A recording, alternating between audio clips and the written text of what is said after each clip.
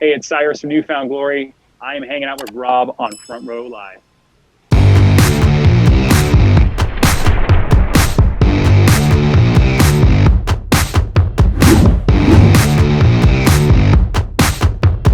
It's great catching up with you. It's been a long time since the last time I've actually gotten to speak with you.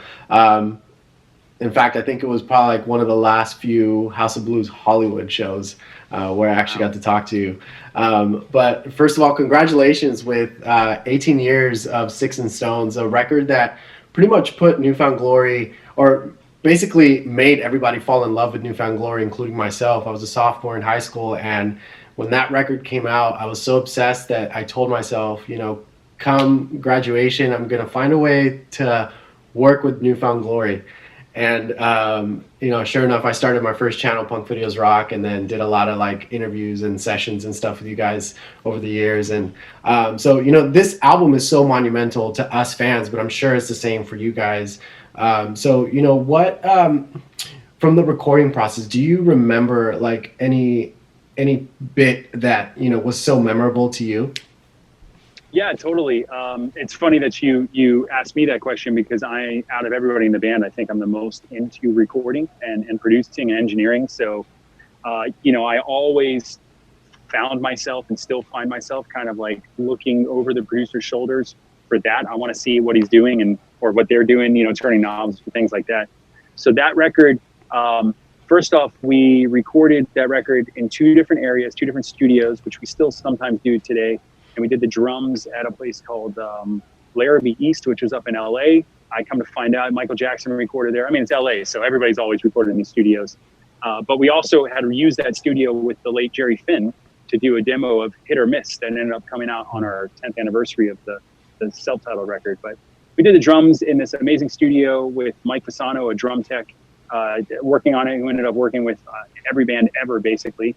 And then we moved down to a place called Signature Sound in San Diego. And it's a smaller studio, but I found out later that like the gear they have there is okay, but we brought in some other gear I didn't really realize at the time. We were trying to make it kind of mesh, the two studios mesh, sonically, right?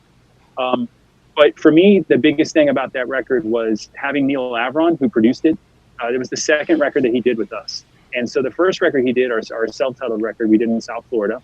And there was a lot of, he wasn't very vocal about it, but you could tell, and I years later kind of figured out, he had a lot of internal conflicts because this is our first major label record, and so he had to try to figure out how to produce us without overproducing us.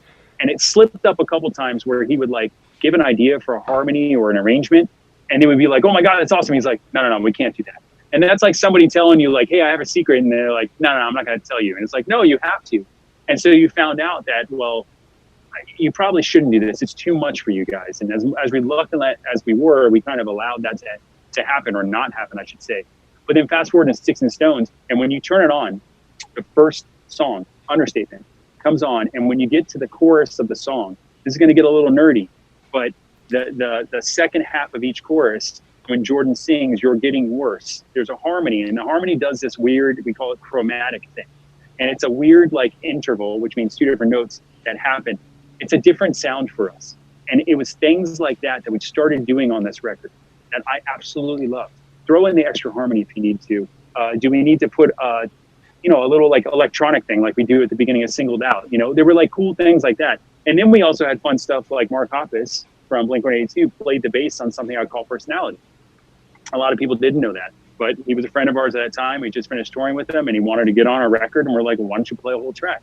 And then there's other little things like The Story So Far, the last track of the record.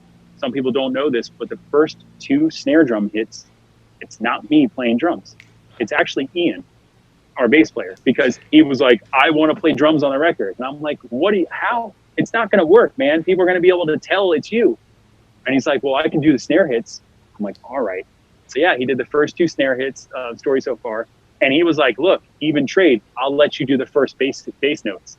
So the first, first four bass notes is me. And we swapped up like that. And there's a cool hidden track. So, there's lots of cool things about that record. Isn't Ian the one that least enjoys the recording process, and then he wanted to add some more to his responsibilities? Totally.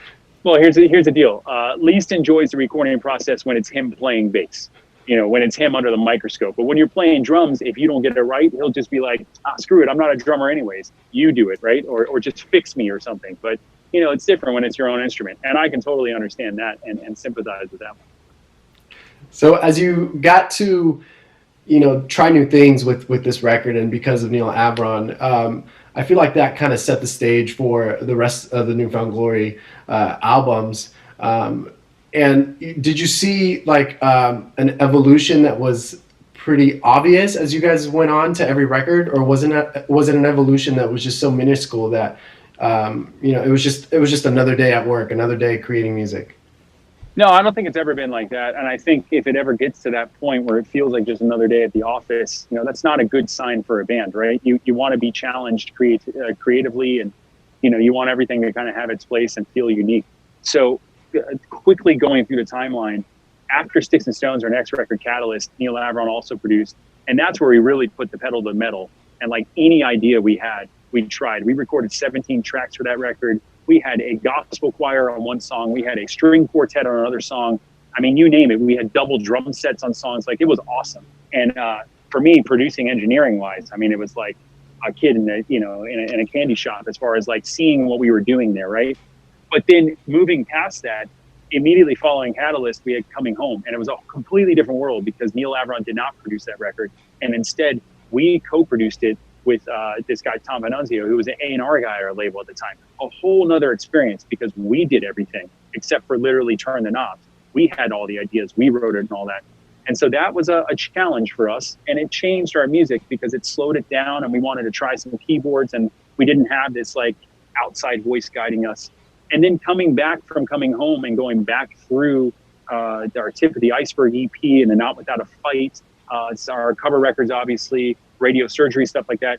We kind of went back and forth, and we experimented at some times. Not Without a Fight, I think, was a record where we wanted to make sure people didn't forget that we were Newfound Glory, this band that can have these riffs, and if you want us to scream, we'll scream. And we even covered some, songs from like hardcore bands and stuff like that.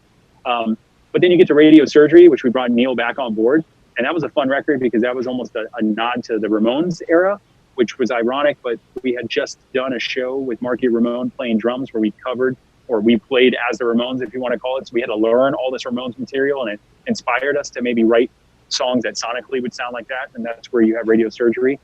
And then Resurrection, it was a big thing about us trying to write a record and record it where we have one guitar player and making it sound that way. And it's still big and huge sounding, but it doesn't have to have tons of layers of guitars. Makes me sick. Let's do the same thing, but instead we can have extra guitars, but now let's put a keyboard on it, but not make it Coming Home. So let's have layers, but it doesn't have to be too slow. And then, fast forward to our new record, Forever and Ever Times Infinity. And I feel like we finally have come to the point where we can just be like, let's make a record.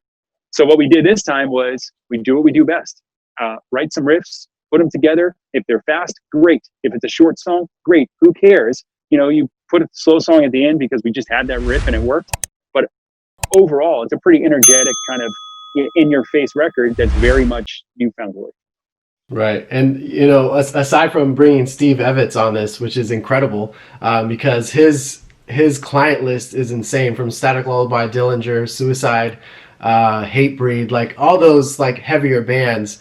So I'm sure like that transition of going from someone like Neil Avron, more of a pop radio kind of producer, to someone that is more on the heavier side and understands the heavier music, I'm sure that was a drastic change when you guys went into the studio to start recording. What was that initial process with Steve once you guys jumped in and started recording this record?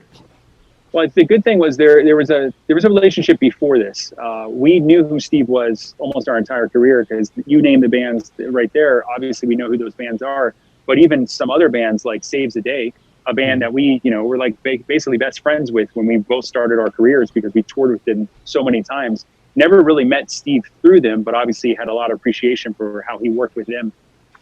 Steve actually mixed From the Screen to Your Stereo Part 3, our cover record, and that was the released just before this one. So we got to know Steve a little bit during that mixing process, and he was the one who actually reached out to us and said, hey, look, if your new record is going to sonically be like this at all or any of that stuff, I'm in, sign me up. And so that's where we got the idea, hey, maybe we should have him produce it as well. So it was cool because he understands us. He's been around and he gets this scene very much. So he knows, where to insert himself, where not to insert himself, but has these great musical ideas as well. And at this point in our career, that's really the biggest thing that we need when we bring in a producer, besides obviously having somebody who can engineer and make things sound a certain way if we want it or whatever. It's you need somebody who you can bounce an idea off of, and there's confidence that they'll give you either constructive criticism or some kind of like feedback that could work in that situation. And Steve had some great ideas. Recording wise, it was fun with him because he's old school in a lot of ways. So like with drums, there were lots of mics. I mean, the guy put a microphone 6 inches off the floor near one of my floor toms because he was walking around and I think he like tripped or something almost. And like, he was like, wait a second, do you hear how good it sounds right there? And I'm like, no, because I'm sitting on the drums. He's like, it sounds awesome. Put a microphone there. And we put a microphone in a fireplace. And I mean, like, I don't know if that stuff is actually in the final mixes, but it was pretty cool to see that. And it was also something where you got to be very careful walking around because there's microphones in weird spots. But it was really fun working with him.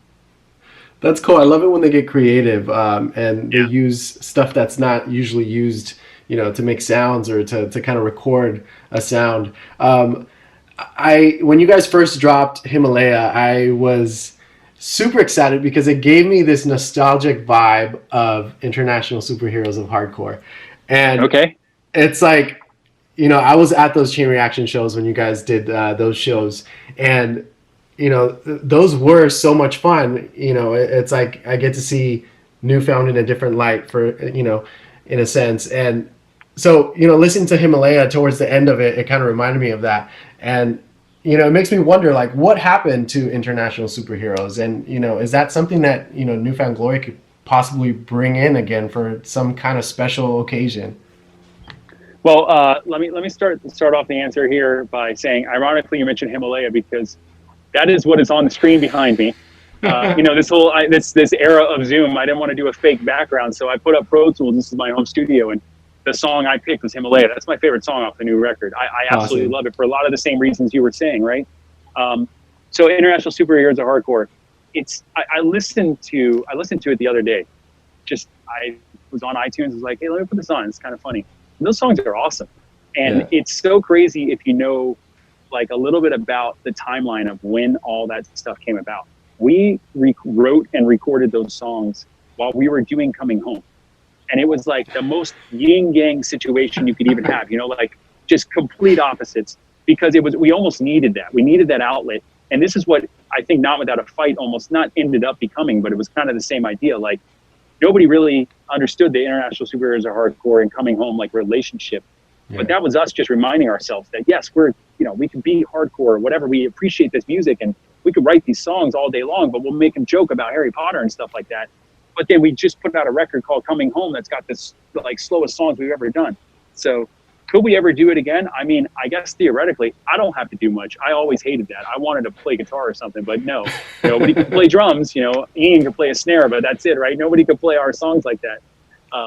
So I would always be down. We like to say though, because International Superheroes are hardcore, so they're superheroes. So there are weird stories that maybe you have an offshoot. Maybe there's like a prequel that happens or something. But otherwise, that franchise might be gone. They might have gone away forever. Hopefully not, because I'd love to see that again. But it's cool maybe we need a new superhero in there. You never know. Maybe some special guests get in there and they have some names or something. You never know. There we go. That's not a bad idea. Yeah. So as we jump back on this album with Steve Ebbets, how did he? You mentioned how he put the mics in different weird places. But for you, how did you feel he challenged you as far as a drummer goes? Because I've heard before that Steve Ebbets will challenge you until you get what he is envisioning. So how did you feel challenged on this record? So going into this record last year when we were on the From the Screen to Your Stereo Part 3 shows, the tour, I should say, Real Friends was with us. And that's a band that he had worked with in the past. And when we told the guys in Real Friends that we were working with Steve Ebbets, that was pretty much their one comment was, just be ready, man. He's going to push you. And we're like, it's all good. We've been doing this long enough. We're fine. They weren't kidding. Steve was, and it was kind of refreshing because most of our records for the last almost decade, Neil Avron's different because he obviously knows us and he's a certain kind of producer. But a lot of the records we'd walk into, and when we go to record it, we spend a lot of time ahead of time, like writing and doing what we call pre-production, like putting the record together outside of the studio, so that when we get in the studio, we know what we're doing. And it's really just about getting it sounding good. Well, we would get in there and you'd play, and like, for instance, on drums, you do a couple takes, and if the take sounded good, that was it. You know, you're good to go. Steve was like this guy where it's like, I would play a take that I thought was great, and I'm sure the tempo was fine, whatever. And he's like, can you hit the drum a little harder there? And I'm like, are you kidding me? He's like, nah, I just feel like you could hit a little harder. Or like Himalaya, for instance, I recorded the song and thought it sounded amazing. He goes, you know, I feel like in the verses, you can't hear it. The snare, you can't really hear it that much. And I'm like, well, great. You know that thing called a fader? You just turn it up. Like you can go in Pro Tools and do that. Replace it with something else. He's like, we should swap snares. I'm like, are you kidding me? Like, you can't do that in the middle of a song. I'm not going to do that live. He's like, no, just for the record. Let's swap snares and have you replay that verse, and then we're good. And he did that. He made me do like cymbal fills. Like, what is a cymbal fill? And I need to go back. I have like the raw drum takes because I've forgotten some of these because it was so like Will Ferrell old school. You're almost blacking out just trying to get it done. Like what Ian was saying, it's nerve wracking, right? And it was like just little things where it's like, no, hit these two crashes like this or whatever. And I'm like, Steve, I'm never going to do this again. He's like, I don't care. Just do it now. Right. So, but it's cool because in some ways, and there's a couple of them that obviously I'm going to remember because they're so memorable. I would have never thought of that. Would have never thought of doing this little like cymbal move here or whatever, or, use a cymbal as almost like an extension, like a drum. I just use them to like crash and have the high end. You know what I mean? So yeah, he had really cool ways drum wise for me. And I'm sure he's the same way with everybody else with their stuff. Where do you feel Chad was on this record for the writing process? What do you think his mindset was while he was starting to work on this album? So Chad's a riff machine, right? The guy will never stop writing riffs. And so that's where, 9 times out of 10, that's where the songs come from. And in recent years, the lyrics have also come from him as well. But with this record, I tell everybody that our process is pretty much the same. At least it has been for the last couple records, where we do a lot of our writing on the road. But I feel like in the last year and a half, pretty much starting with the last cover record, that From the Screen Your Stereo Part 3 process was very fun for us. It was very relaxing. It was nice to get back to covers where the work is done for you. You don't have to think of much except like, do we play this guitar part or not, or do this part twice? So coming from that, and the tours that we had, even before that, the Stick tour and going into the Screen Your Stereo tours, we were a very tight, like knit unit, right? And on stage and even off, just feeling really good about our band. And that definitely translated into this record. So I think that's where these ideas were freely flowing. And you want to talk about a song like Himalaya. To be honest, Himalaya was a song that came about 3 days before we entered the studio, which has happened so many times in our career. My Friends Over You. The night before we start recording drum tracks for Sticks and Stones, Chad says, I have this idea, and it's My Friends Over You, right? And some of our biggest songs have always been these last minute things, but that is a sign of a band that is very comfortable. And, Chad, I guess, as a riff machine, just chugging these things out. And you're like, it's too good not to try it at least. And then Himalaya, like, for instance, wrote itself. He had a couple riffs. We went to go put it together. There was like no questions of, we can all feel when this part comes in. We can all feel how fast this needs to be, how slow this needs to be, or whatnot, where the like group vocals need to go and all that. So I think he was in a great place. And then quickly on the lyric side, this record I think is a little different from some of our other records because it's not as negative as some of the other records have been, right? It's a little more positive. And I think that is a reflection of not only Chad, but kind of all of us in our lives. We're all very, very content with where we are, whether it's with families or without, or just, feeling good about kind of life. Of course, this was all back in September, October, pre-pandemic or whatever, but it's actually a good thing for what's going on now, I think, because this lyrical content is not as depressing as some other music, especially pop punk music a lot of times has been. So maybe it's a good thing to get yourself away from what's going on currently. Right. It's funny because I never thought that the same band that helped me throughout all my high school breakups would actually help me and write what might even be my wedding song more and more. And it's on the same record. And it's on that same record that is like such a fast-paced record, and then you drop more and more, and it's just like you just fall in love even more with Newfound Glory. But you know, what was the idea behind adding more and more on this record? So I'm glad you brought that up because I always forget. I go to Slipping Away because it's the last song, and I think a lot of people will be like, yeah, it's a little slow, whatever. But I really love that song, and I think it's a great ending point for the record. The end of that song kind of lends itself to the end of a record. But more and more, you're right, it kind of comes out of left field almost, and it really breaks up all this like energy going on. It was actually one of the first demos that we did. So Chad had more and more, I think, what else? I feel like it was Double Chin for the Win. We called it Any Other Guy back then. And like one other song. Also Shook by Your Shaved Head. Those are like the first 4 songs that I remember working with Chad on because I do a lot of the demos with him. And so I was at his house actually, and we were recording stuff. And he's like, look, I have this like acoustic idea, but I'm going to do it on an electric guitar because it's easier to record that way. And we did. And it was the riff from More and More, the beginning riff. And for the longest time, that was just going to be like a song with no drums. It was just going to be guitars and a vocal, maybe even a guitar and a vocal, like a Get Up Kid style or whatever. But, you know, we talked about trying to kind of put in these drums almost like we did with 20 Years From Now on Makes Me Sick, about halfway through, and trying to see if we can get the song big at the end. And it was cool. It was cool to mess around with that in pre-production and try to see all these different like beats, if they would work or not with that song. But on its own, if you were to play that with one guitar and Jordan singing, I think it's an amazing song, and that's always a good sign on songs. So yeah, that thing was pretty much written from the very beginning. Just there was no real changes to it except adding some instruments. It was just such a simple song, and it just had such big impact, especially the way that you guys organized it on this record. I feel like that was important. I don't think you could have started this album with More and More and then like work your way with the rest of the songs. Oh, definitely not. There's almost no getting back from that, except after you've had about eight other tracks, you know, that are faster. You can throw in More and More as like a nice change of pace, and then people are like, "Oh, but wait a second, yeah, there's still more," you know. So you still have some of the faster stuff after it. That's awesome. I'm excited for this record. I'm more excited for once the live shows happen because I feel like this record is going to resonate so well on the stage. I mean, like, just for me personally, like, you know, whenever you guys start playing Sticks and Stones or any of the older stuff, like that live show just gets even bigger for me. And I'm pretty sure that once this record goes on a tour, it's going to be just as insane as Sticks and Stones.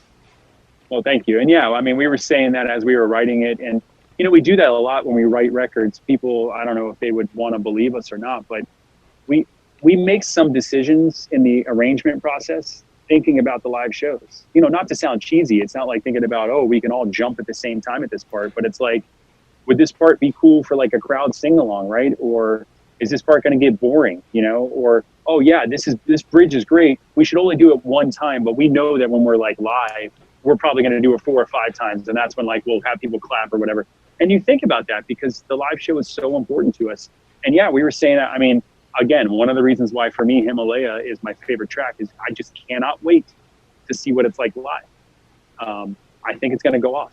I think it's going to go off. It would never be a radio single, but it's going to be so huge live.